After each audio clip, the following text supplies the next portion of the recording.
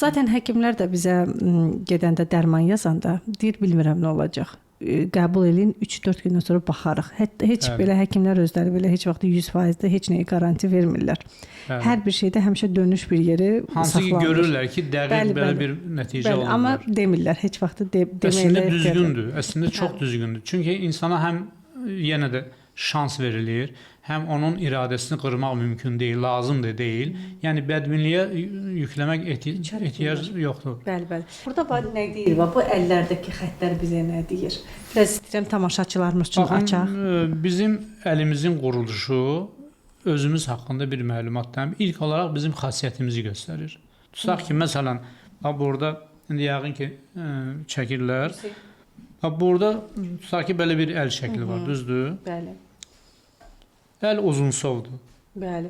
Uzunsov əldirsə, deməli bir qədər kaprizli adamdır. Yəni bir qədər narahatçılıqla yaşayır və hər şeyi qəbul edir. İnformasiyanı bütöv qəbul edir. Elə bil ki, belə bir söz abrabot süzgəcdən keçirməmiş onu qəbul edir. Çılpaqlığından qəbul edir. Bəli, çılpaqlığından qəbul edir. Nəyə görə? Çünki əlinin modeli elədir. Uzundur əl. Yanlardan görürsünüz, elə bir ki, dar gedir, uzunsov gedir. Yəni enerjisi azdır, dözüm enerjisi azdır. Bildinizmi? Bildim. Deməli, burada bu barmaqların üçü bir yerdədir. Birincisi olaraq bu egodur, egoizm. Deməli, bu insanda təkəbbür yüksəkdir. Hər şeyi təkəbbürlə, hikkə ilə eləyir. Bu onun böyük qüsurudur. Ciddi qüsurdur bu. Yəni, hətta ciddi egoist insanları, hətta din adamları deyir ki, Allah onları sevmir. Böyük çətinliklərlə rastlaşırlar. Təbii ki, elə olmalıdır. Egoist, o egoistlərin də dili acı olur. Yəni, söz ehtiyatına düzdür, malik olsalar da belə, sözün deyilişində böyük səhvlər buraxırlar. Ona görə bu barmaqlar əslində onun xarakterini göstərir.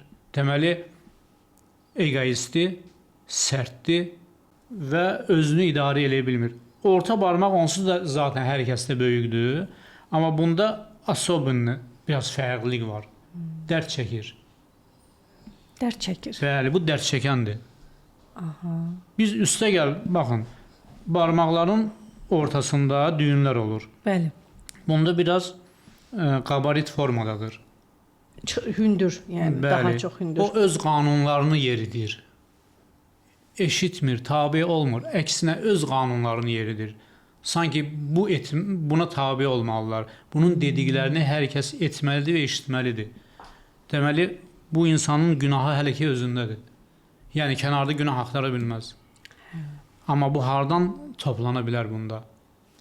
Doğum tarixindəki cədvəl rol oynayır. Ailədə gedən proseslərin böyük rolu var. Genin yoxsa proseslərin? Proseslər, hələ ki proseslərin.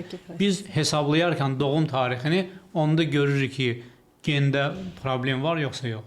Hətta gen də görürük. Bəli, gen görsənir. Yəni, ulu babaları burada göstərir.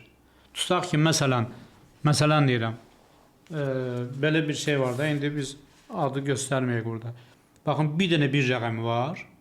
Doğum tarixini hesablamışıq, düzdür? 4 rəqəmi yoxdur, 7 rəqəmi yoxdur. Deməli, bu uzaq görən deyil. Bu ani olaraq partlayış xüsusiyyətinə sahibdir. Cavab qaytarır. Belə deyək, Lord desə qışqırır, etiraz eləyir, sübut eləyir, çılğın insandır. Əlindəkini vurub sındıra bilir, çırpa bilir, qapını çırpıb gedə bilir. Sözü eşitmədi. Onda deməli, bu insanla necə rəftar etmək lazımdır? Özünə uyğun. İndi valideynə də çətindir axı, belə uşaqla tutaq ki, tərbiyə etsin, onu dinləsin. Valideyn başlayır dərd çəkməyə.